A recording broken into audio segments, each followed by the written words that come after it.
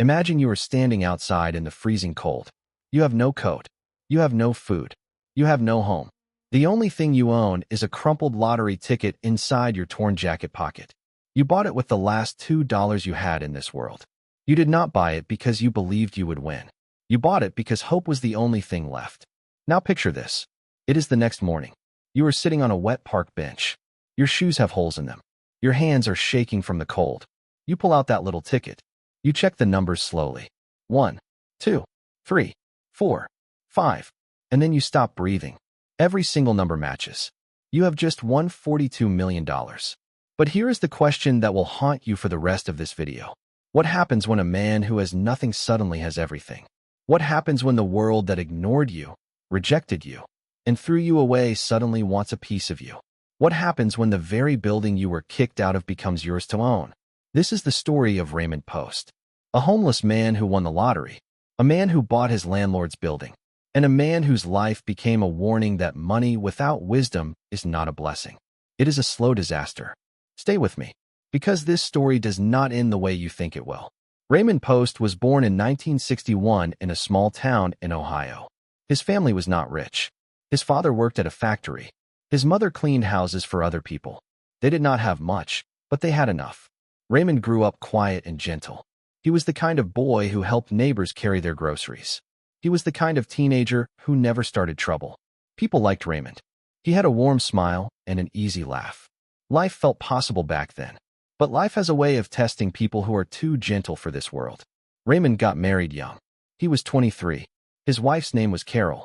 She was kind and pretty, and Raymond loved her deeply. They had 2 children together, a daughter named Lisa and a son named Marcus. Raymond worked as a machine operator at a mid-sized factory in Columbus, Ohio. The pay was not great, but it was steady. They rented a small apartment. They drove an old car. They ate simple food. But they were happy, or at least they thought they were. Then in 1994, the factory closed down. Raymond lost his job overnight. He was 33 years old with 2 kids and a rent payment and no income. He tried everything. He applied to dozens of jobs. He worked short-term contracts. He did odd jobs fixing things around the neighborhood. But the money never came fast enough. The bills piled up like a wall he could not climb over. Carol tried to hold things together. But stress does terrible things to love.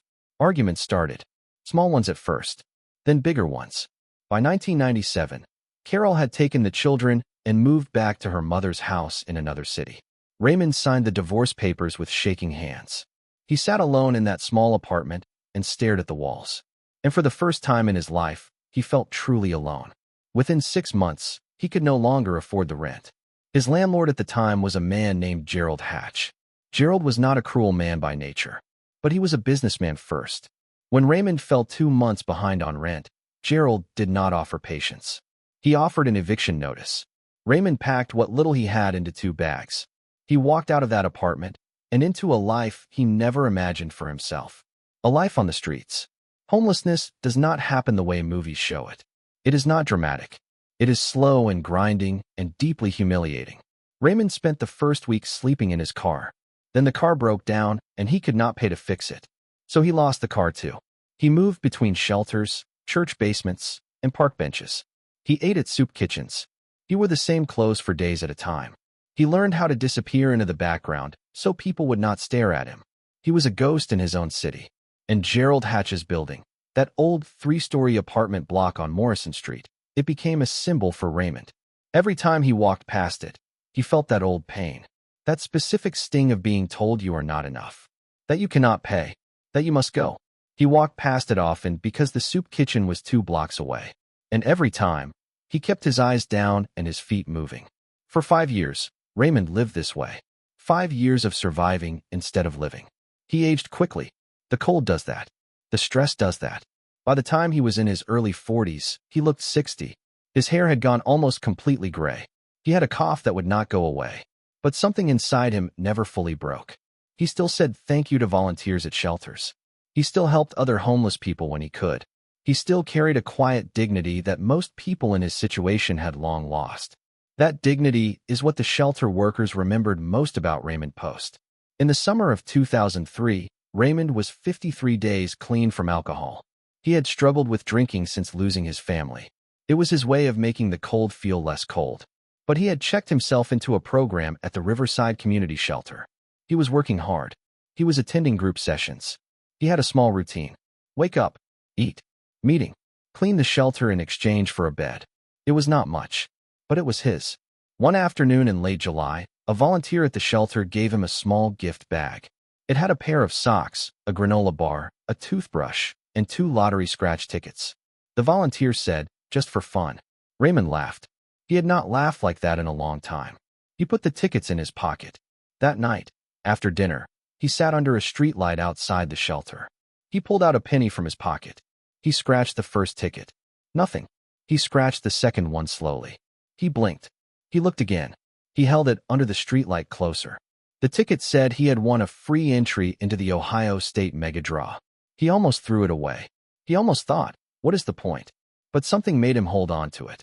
Call it instinct. Call it leftover hope. He submitted the entry form the next day with the help of a shelter volunteer who had a computer. 3 weeks later, Raymond Post's entry number was drawn in the Ohio State Mega Draw. The jackpot that week was $42 million. The shelter worker named Patricia was the one who found out first. She had helped Raymond submit the entry, and she had written down the numbers. When she saw the results on Thursday morning, she had to sit down. Her hands were shaking as she walked to find Raymond. He was mopping the hallway floor. She stood in front of him and said, "Raymond, you need to come with me right now." He thought he was in trouble. He followed her to the small office. She turned the computer screen toward him and pointed. Raymond looked at the numbers. He looked at the ticket in his hand. He looked back at the screen. And then Raymond Post, a homeless man who had lost everything, sat down on the floor right there in that shelter hallway and started crying. Not quiet tears. Real crying. The kind that comes from 5 years of pain finally finding a door to escape through. Patricia cried too. The shelter director came running when he heard the noise. Within an hour, half the shelter knew. People who had nothing were hugging a man who suddenly had everything. It was one of the most human moments anyone in that building had ever witnessed. Raymond called his daughter Lisa from the shelter's phone. She did not believe him at first. She said, "Dad, are you okay?" He said, "Lisa, I promise you I am telling the truth. I won. I actually won." There was a long silence on the line. And then Lisa started crying too. She had not spoken to her father in 2 years. She had not known where he was sleeping. She had not known if he was even alive. And now here he was, calling her from a homeless shelter. A millionaire. Marcus, his son, flew in from Chicago 3 days later. The family reunion happened in the lobby of a mid-range hotel that Patricia helped Raymond book. Marcus walked in and saw his father for the first time in years. Raymond had a new shirt on. Patricia had bought it for him. Marcus stopped walking when he saw him. He just stood there for a moment. And then he walked over and hugged his father for a long time. Nobody said anything. Nobody needed to.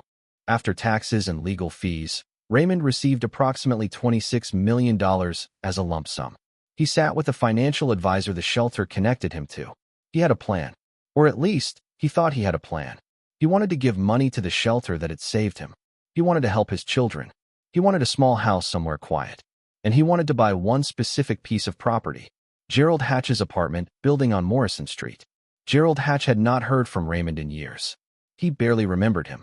He owned 12 properties across Columbus. Raymond Post was just one name on a long list of tenants who had come and gone. When Raymond's lawyer contacted Gerald's office with an offer to purchase the Morrison Street building, Gerald assumed it was another investor. He only learned who was actually buying the property when the deal was nearly done. Raymond paid $1.8 million for that building. Fair market price. He did not try to steal it or lowball it. He paid every cent it was worth. But when the keys were handed over in the lawyer's office, Raymond held them up and looked at them for a long moment. Then he looked at Gerald and said, "Do you remember me?" Gerald stared at him. And then it hit him. The quiet man. The factory worker. The one he had evicted.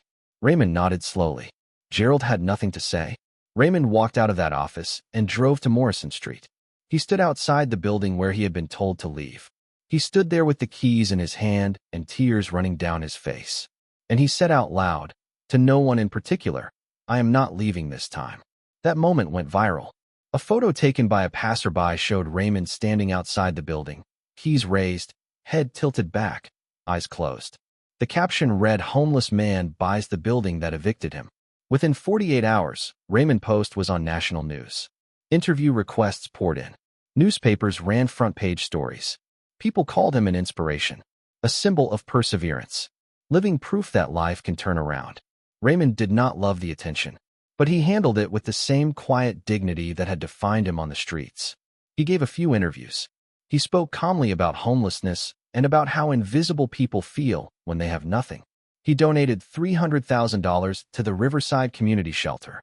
He set up college funds for his grandchildren. He bought his daughter Lisa a house in a safe neighborhood. He gave his son Marcus enough to clear all his debts. For about 8 months, everything was good. Then the problems started arriving. Not all at once. Slowly, the way water gets into the walls.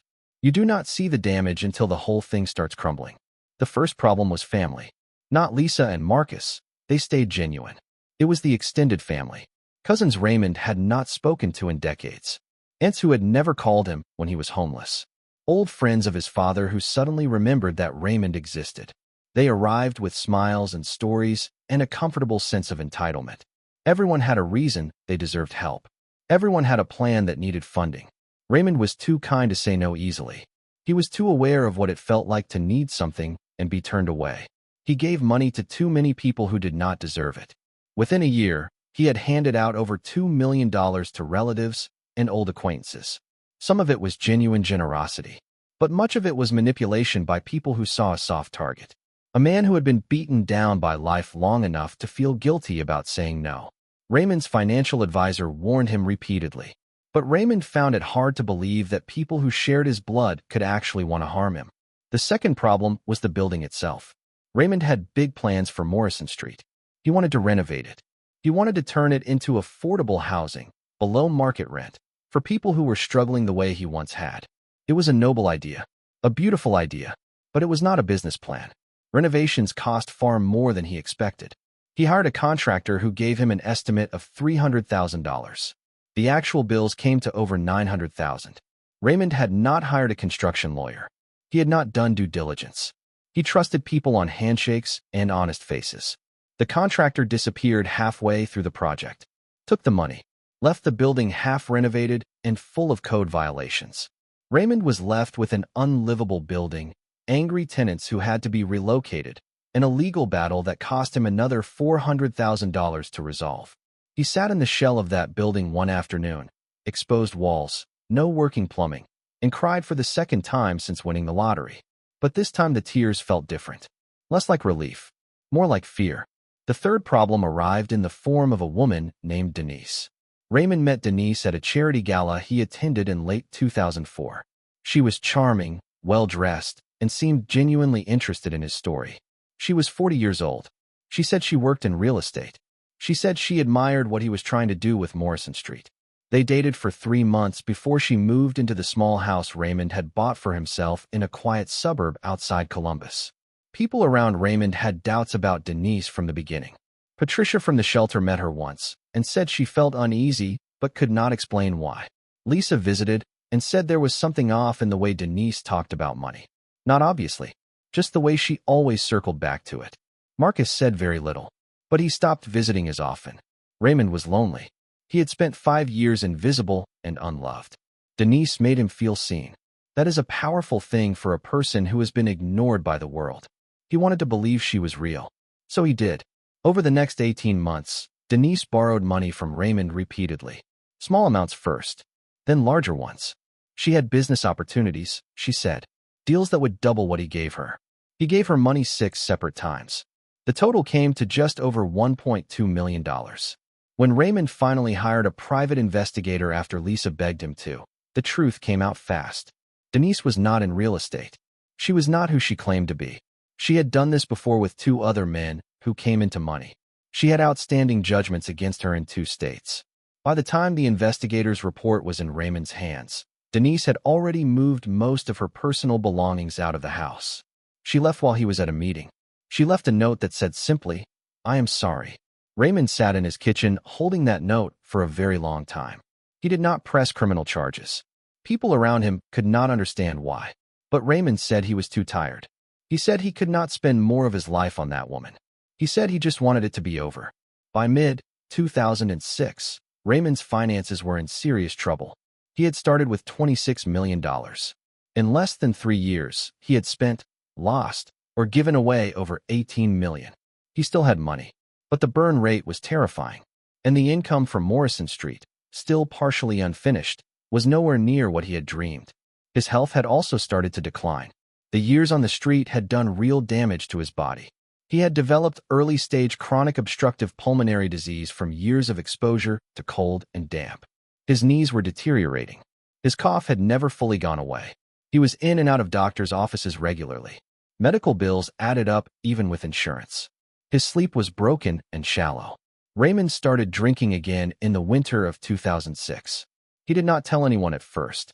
He hid it the way people who are ashamed always hide it. A drink at night to quiet the mind. 2 drinks. Then more. Patricia found out when she called him one afternoon, and he was slurring his words at 3 in the morning. She drove to his house. She knocked until he answered. She stood in his doorway and said, "Raymond, we are not doing this. Not after everything." He checked back into a program in January 2007. He was sober again for a while, but the damage was compounding. Not just financially, emotionally. Raymond had come so far and then watched it all start to slide. He had been a symbol of hope. Now he felt like a cautionary tale in progress. The real collapse came in 2008. The financial crisis hit everyone hard.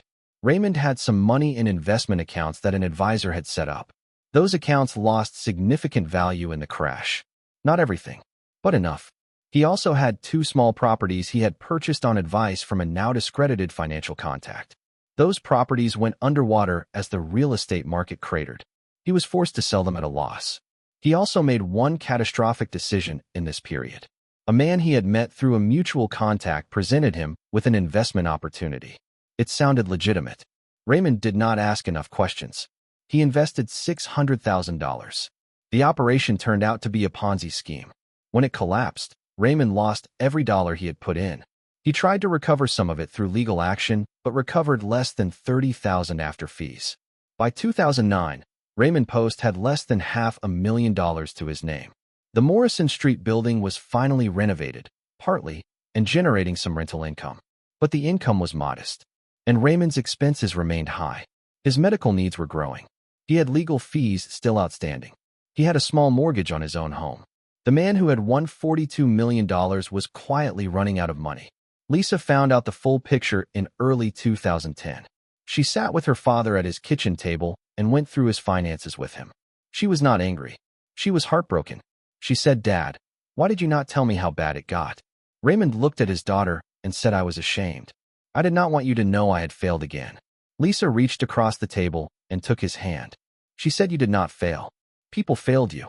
It was the truest thing anyone said in this entire story. Raymond moved out of his house in 2011. He could no longer afford the upkeep. He moved into one of the apartments in the Morrison Street building.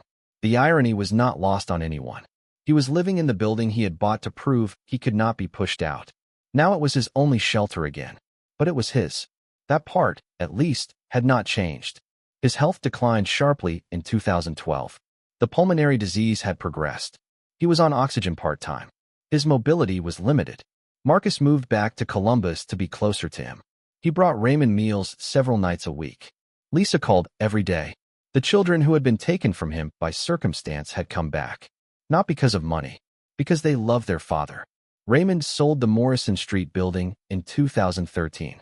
He had held on as long as he could, but the maintenance costs and his medical bills made it impossible. He sold it for $2.1 million. After paying off the remaining mortgage and outstanding debts, he cleared just over $1.4 million. He used that money carefully this time. He set up a trust that Lisa and Marcus managed. They gave him a monthly allowance for living expenses and medical care. It was not glamorous, but it was stable.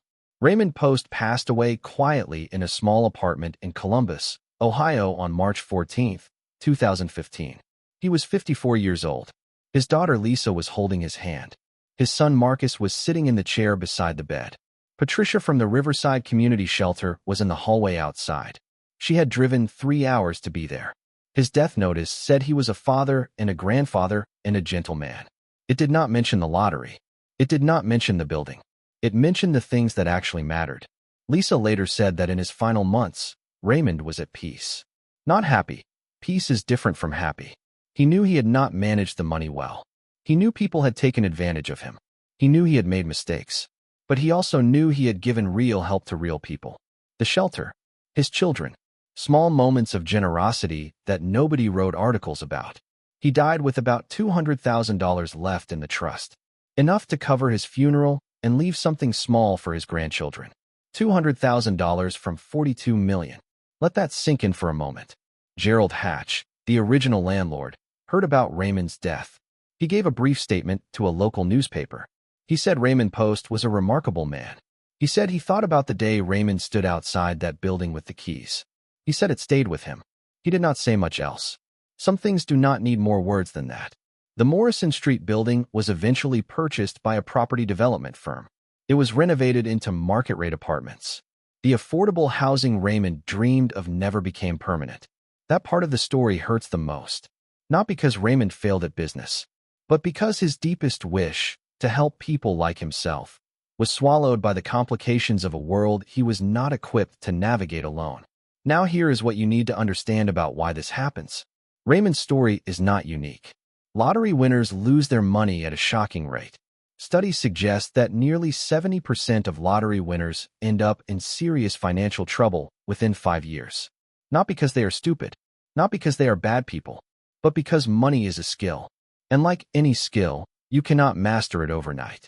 Raymond grew up without money. He spent 30 years earning just enough. He had no experience managing millions, no framework for saying no to family, no instinct for spotting financial predators. When the money arrived, his personality did not change. He was still the gentle, trusting, grateful man he had always been. But those qualities, kindness, generosity, trust, can be weaponized by people who see them as weaknesses. Picture this. You are a person who has been invisible your whole life. You have been told in 1,000 small ways that you do not matter. And then suddenly the world is paying attention. People are calling you an inspiration. Family members are appearing at your door. A charming person is telling you that you are special. How do you know who is real and who is not? How do you build walls when you spent your whole life wishing someone would tear yours down? You cannot. Not without help. Not without time. Not without a support system specifically designed to protect you from the storm that follows sudden wealth. Raymond needed a team. A lawyer. A financial planner who was paid on salary, not commission. A therapist. A trusted inner circle with actual authority to help him make decisions. He got some of that. But not enough. Not early enough. And not firmly enough. There is also something deeper here. Raymond Post had survived homelessness through generosity. When you have nothing, you share what little you have. That is a survival instinct in certain communities. You give because you know what it feels like to need. When Raymond got money, he kept giving because that was who he was. Nobody taught him that generosity at scale needs structure. Nobody told him that giving money to people who manipulate you is not generosity. It is exploitation with a bow on top. He never really saw himself as a millionaire.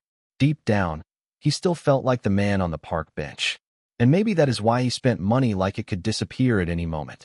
Because somewhere in his bones, he believed that it could. Because once upon a time, everything had. If there is one thing this story asks of you, it is this. The next time you see someone sleeping on a bench or asking for change on the street, look at them. Really look. Not with pity. Not with judgment. With recognition. Because that person has a name. They have a history. They have a laugh somewhere inside them. They were somebody's child. And the distance between their life and yours may be smaller than you think.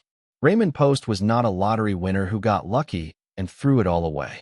He was a human being who carried too much, trusted too easily, and never quite healed from the wounds life gave him before the money arrived.